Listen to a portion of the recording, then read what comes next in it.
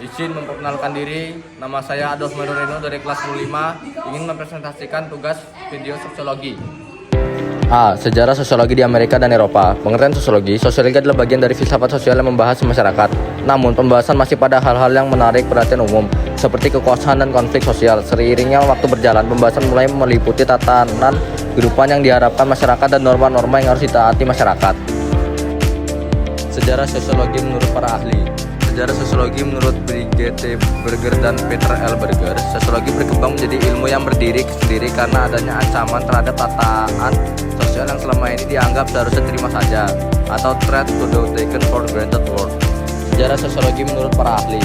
Menurut L. Leyendecker, mengidentifikasi ancaman tersebut meliputi revolusi industri dan revolusi Prancis, kapitalisme pada akhir abad ke-15, perubahan di bidang sosial dan politik. Akibat gerakan reformasi yang dicetuskan Martin Luther, meningkatkan individualisme, daerah ilmu pengetahuan modern, dan berkembang kepercayaan pada diri sendiri. Menurut Leyendecker, ancaman-ancaman tersebut menyebabkan perubahan-perubahan jangka panjang yang sangat mengguncang masyarakat Eropa.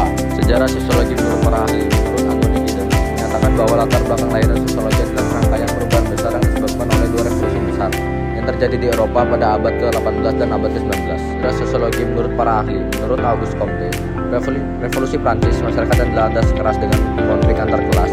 Comte melihat konflik tersebut terjadi hilangnya norma atau pegangan bagi masyarakat dalam bertindak. Lalu Comte menyatakan bahwa sosiologi adalah ilmu tentang gejala sosial yang tunduk pada hukum dan tidak berubah-ubah. Sejarah sosiologi menurut para ahli. Pada 1851, Herbert Spencer menuliskan buku pertamanya, Social Statistic, di mana ia mulai menerapkan teori evolusi pada fenomena sosial. Dari buku itulah peran Herbert Spencer dalam berkembang ilmu sosiologi dimulai, yang kemudian mengantarkannya menjadi pelopor perspektif fungsionalis dalam sosiologi. Dan sosiologi menurut para ahli. Menurut Emil Durkheim, sosiologi adalah ilmu tentang lembaga-lembaga sosial, yaitu pikiran-pikiran dan tindakan-tindakan yang sudah tertera, yang sedikit banyak menundukkan masyarakat. Sebagai salah satu pencetus sosiologi modern, dia mendirikan fakultas sosiologi pertama di Universitas Eropa pada tahun 1495. Sejarah sosiologi menurut para ahli. Menurut Max Weber, bahwa sosiologi dapat digunakan sebagai suatu kajian yang dapat melihat tindakan sosial dengan demikian fenomena-fenomena sosial tertentu dapat jelas sebab akibatnya.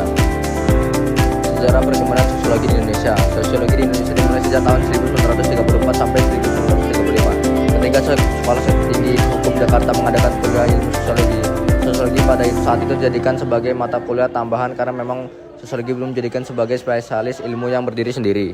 Sejarah sosiologi menurut Kejar Dewantara. Sosiologi berkaitan dengan konsep kepemimpinan dan berbagai konsep tentang kekeluargaan. Sekian presentasi dari saya. Mohon maaf jika ada salah kata. Saya ucapkan sekian dan terima kasih.